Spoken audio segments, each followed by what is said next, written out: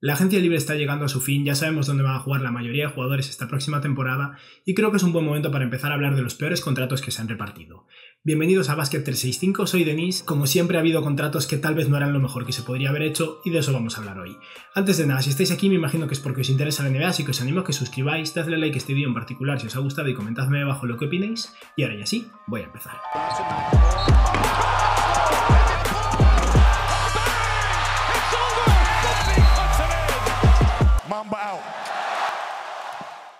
Los equipos este año la verdad es que han estado bastante moderados, hay que tener en cuenta un par de factores. Para empezar, que la mayoría está mirando de cara a 2021 y no tenían demasiado margen salarial este año, tal vez por eso no hemos visto tanto derroche, pero incluso los New York Knicks que tenían dinero no lo han gastado, cosa muy sorprendente. Aún así hemos visto algunos contratos cuestionables, aunque sinceramente la mayoría de estos casos, incluso si son cuestionables, tienen algo de sentido para la situación del equipo, o sea que en general no tengo demasiadas quejas sobre los contratos repartidos. Sí que evidentemente con algunos equipos tengo quejas con respecto a los jugadores que han decidido priorizar o que han decidido fichar, pero bueno, eso es un tema de otro vídeo.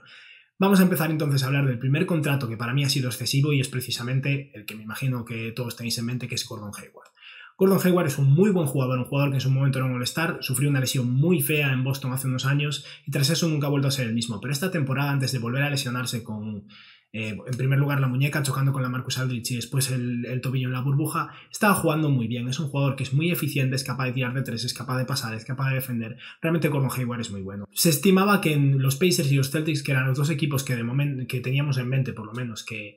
podían ser los candidatos a acabar con Gordon Hayward en su plantilla de cara a esta próxima temporada, estaban dispuestos a pagarle a lo largo de 4 años unos 100, 105, incluso 110 millones de dólares al año. Pero los Hornets, que son un equipo que precisamente por estar en Charlotte suelen tener problemas para conseguir agentes libres de alto calibre, decidieron apostarlo todo y le han ofrecido a Gordon Hayward un contrato de 120 millones de dólares a lo largo de 4 años que ha aceptado. Todavía no sabemos bien cómo va a funcionar porque va a tener que hacer algún movimiento con el fin de hacer el hueco, pero Gordon Hayward va a jugar en Charlotte y ahora mismo estáis viendo su contrato. 120 millones de dólares a lo largo de 4 años. Como veis, empezará cobrando 22 millones y en 2023-2024 acabará cobrando 32. ¿Esto es mucho por Gordon Hayward? Sí, pero tampoco es tantísimo, porque Charlotte es una franquicia que en general siempre tiene problemas para conseguir agentes libres y que adicionalmente esta temporada acaba de conseguir a LaMelo Ball con el tercer pick y me imagino que lo que quieren es convencer a LaMelo de que Charlotte es un buen lugar, intentar conseguir rodearlo de jugadores buenos y al final Gordon Hayward es un súper profesional, un jugador que podría jugar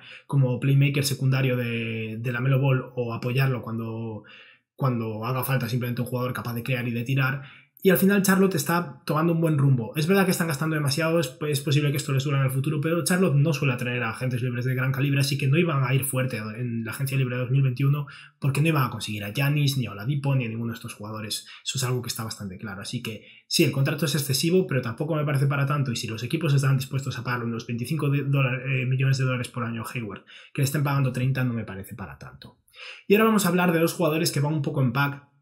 dado que son dos tiradores que esta temporada han renovado por muchísimo dinero. Me parece comprensible en el contexto de estos dos jugadores, sobre todo en el caso de uno más que en el otro, pero esos jugadores son Davis Bertans y Joe Harris. Vamos a hablar primero de Davis Bertans, que ha firmado un contratazo de 5 años, 80 millones de dólares. Esto es mucho dinero para un jugador que lo único que hace es tirar de 3. Es verdad que es un triplista de élite, este año ha tirado como 8 triples por partido y ha tirado un 42% desde 3, si no me equivoco.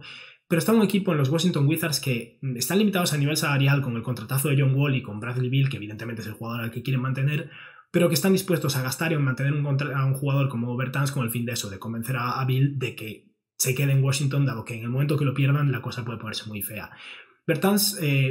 ha firmado un contrato muy superior a lo que nadie se esperaba. Tengamos en cuenta que el año pasado estaba jugando, o hace 2 años, bueno, estaba jugando en los Spurs y acabó siendo básicamente regalado a los Wizards porque querían hacer hueco para fichar a Marcus Morris, que acabó dejando a los Spurs de lado para irse a los Knicks. O sea que llegó a los Wizards de rebote, nadie esperaba gran cosa de él, tuvo una temporada increíble y se ha ganado 80 millonazos de dólares. Ahora mismo estáis viendo su contrato y como veis va a cobrar unos 15 millones al año, 15, 16, 16 y 17. Y en la última temporada, ese quinto año, son 16 millones de dólares, pero creo que tiene garantizados unos 5 solo, por lo que los Wizards ahí podrían salvar 11 millones de dólares si la cosa sale mal. Pero Bertans, que tiene 28 años y cuyo principal atributo es la capacidad de tirar y es un jugador de 2,8 metros, no creo que vaya a decaer demasiado cuando esté en los 32-33 años. ¿El contrato es excesivo? Sí, pero al final Bertans creo que es un jugador que va a tener mercado si en algún momento la cosa va mal en Washington y lo tienen que intercambiar, así que tampoco me parece tan grave. Pasamos ahora a hablar del otro tirador que ha firmado un contrato todavía mejor y es Joe Harris. Yo Joe Harris me imaginaba que iba a firmar por mucho. ¿Por qué? Porque un equipo como los Knicks podía estar muy interesado en él, dado que necesitan triple desesperadamente en torno a RJ Barrett y Mitchell Robinson, pero al final los Nets, que van a por todas con Kevin Durant y Kyrie Irving, han decidido pagar mucho más por él de lo que yo me esperaba. Yo creía que Joe Harris sí que iba a firmar un contrato en torno a los 14-15 millones de dólares al año, tal vez 60 millones de dólares por 4 años, pero finalmente ha firmado un contrato de 75 millones de dólares por 4 años. Estamos hablando de un jugador que en su momento saltaba de un equipo a otro, llegó a Brooklyn y poco a poco se fue haciendo un hueco y se ha convertido en uno de los mejores triplistas de la NBA, pero ahora mismo estáis viendo las cifras y este año que viene va a cobrar 16 millones de dólares, pero es que en 2023-2024 todo garantizado, no tiene ningún tipo de cláusula, solo tiene algunos pequeños bonus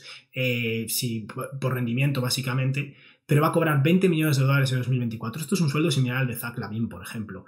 Joe Harris es un jugador muy valioso para este equipo, necesitan todos los jugadores capaces de jugar sin el balón en las manos, de espaciar y de tirar de tres para jugar en torno a Kyrie Irving y Kevin Durant, así que entiendo este gasto. Pero siendo objetivos hay jugadores que cobran mucho menos, incluso en esta franquicia como por ejemplo Caris LeVert, que son mucho mejores. Aún así Joe Harris aprovechó la oportunidad, los Nets iban a estar desesperados por mantenerlo y se ha ganado básicamente algo cercano a 20 millones de dólares al año, un promedio de más bien 18 millones de dólares al año por 4 años, lo cual evidentemente indica que los triplistas están más valorados que nunca. Pasamos ahora a hablar de un jugador que mucha gente no creo que tenga presente cuando piensa en contratos excesivos, y había otras opciones, pero en general, como el segundo año suele no estar garantizado, Meyers Leonard, que va a cobrar 10 millones al año, sí creo que solo va a estar por un año en Miami y comprendo mucho el contexto en el cual lo renovaron, así que no me parece para tanto. Mason Plumlee con sus más o menos 8 millones al año en Detroit me parece un contrato bastante excesivo, pero por lo menos es un jugador que ya ha probado mucho. Pero el jugador que me parece que está recibiendo un salario excesivo es Chris Boucher de los Toronto Raptors. Boucher es un jugador que es una de estas historias bonitas, un jugador que le ha costado muchísimo llegar hasta aquí, luchó mucho en G-League, llegó a ser, si no me equivoco, MVP de la G-League y siguió trabajando y aún así apenas tenía oportunidades y poco a poco se fue haciendo un hueco en los Toronto Raptors. Pero Boucher tiene 27 años, ha jugado muy poco de momento y no ha demostrado gran cosa, y este año Toronto ha tenido que renovarlo por posiblemente mucho más dinero del que yo me esperaba, y es que después de perder a Marc Gasol y Serge Ibaka, comprendo que estuvieran desesperados por no solo mantener a VanVleet, contrato que para mí hicieron muy bien en pagarle, porque VanVleet vale el dinero que va a cobrar, esos 85 millones, pero Boucher creo que ha tenido mucha suerte de que se fueran los dos centros principales, ya que se ha conseguido un contrato de 2 años y 13,5 millones de dólares. Esto no puede parecer poco, sobre todo si lo comparamos con un jugador como Dwayne Dedmon, por ejemplo, que estaba cobrando unos 13 millones al año por el contrato que le ofrecieron los Kings. Pero al final pagarle 6,5 y 7 millones de dólares al año a un jugador como Chris Boucher, que teniendo en cuenta que además después ficharon a 2 pivots más, puede que acabe siendo una vez más el tercer pivot del equipo, me parece un contrato bastante malo. No va a ser una gran carga, no es tanto dinero y en 2 años se termina, pero realmente me parece un contrato muy cuestionable y por eso quería incluirlo. Y vamos a hablar ahora de un jugador que a mí me encanta. Todos los que veis mis vídeos con frecuencia sabéis que soy el máximo fan de este jugador y me parecía que tenía que quedarse en los Denver Nuggets, pero decidió irse a los Detroit Pistons y es Jerami Grant. Jerami Grant para mí se merecía unos 15 millones al año, que es mucho más de lo que mucha gente se esperaba, y de hecho, al parecer, por lo que he leído, los Nuggets le ofrecieron básicamente esa cantidad, 60 millones a lo largo de 4 años, o sea, 15 millones al año, por ser un role player muy bueno, pero un role player. Jerami Grant lo que es un 3&D, un jugador capaz de defender aleros, a la pivots, posiblemente incluso centers, muy versátil a nivel defensivo y que en ataque es capaz de tirar de 3, pero no es un anotador nato. Esta temporada ha promediado 12 puntos por partido y es uno de esos jugadores que elevan a tu equipo cuando tienes las piezas clave y simplemente tienes a un jugador como Jerami Grant para redondear el equipo y para mejorarlo como jugador complementario. Pero los Detroit Pistons le ha pagado un salario de estrella para jugar en un equipo donde Derrick Rose ya no es la estrella que era, de hace muchos años que no lo es. Blake Griffin no creo que vaya a seguir ahí y sus jugadores jóvenes están muy lejos de demostrar nada. Tal vez Killian Hayes vaya a ser muy bueno, pero no creo que durante la duración del contrato de Jerami Grant, que como veis va a cobrar 19, 20 y 21 millones de dólares al año a lo largo de 3 años. No entiendo lo que hizo Detroit, pero me parece un contrato excesivo. Sobre todo si tenemos en cuenta que Detroit muy probablemente vaya a competir por ser el peor equipo de la NBA y ganar el primer pick del draft el año que viene, pagándole 20 millones de dólares a un jugador como Jerami Grant. Lo único que se me ocurre es que tal vez hayan intentado robar a Jerami Grant de otros equipos con el fin de tenerlo en la plantilla durante este año y el año que viene intentar conseguir assets por él, tal vez intercambiarlo con algún equipo que quiera ganar a cambio de algún jugador joven y un pick o algo así. Aún así, para mí en ese aspecto tendrían que tal vez ofrecerle un contrato de 2 años o por lo menos no garantizar el tercer año, porque 2 años más pagándole 20 millones a Jerami Grant no estoy seguro que sea algo que un equipo esté dispuesto a hacer por muy bueno que sea Jerami Grant. Pasamos ahora a un jugador que mucha gente ni siquiera tendrá en cuenta, pero para mí es Kentavious Caldwell-Pope, el jugador de los Lakers, que lleva muchos años en los Lakers cobrando de más. El año pasado cobraba 8 millones y el anterior, eso estuvo bien, pero una vez más, similar a la situación de Joe Harris, creo que aprovechó la oportunidad de que los Lakers están desesperados por mantener a sus jugadores de ala capaces de tirar de 3 y KCP jugó muy bien en las finales, pero hasta entonces tuvo momentos bastante cuestionables y sin embargo ha conseguido un contrato de 3 años y 40 millones de dólares. Va a cobrar 12, 13 y 14 millones de dólares al año. No es una locura, es algo bastante asequible y su último año de contrato tiene garantizado solo como 4 millones,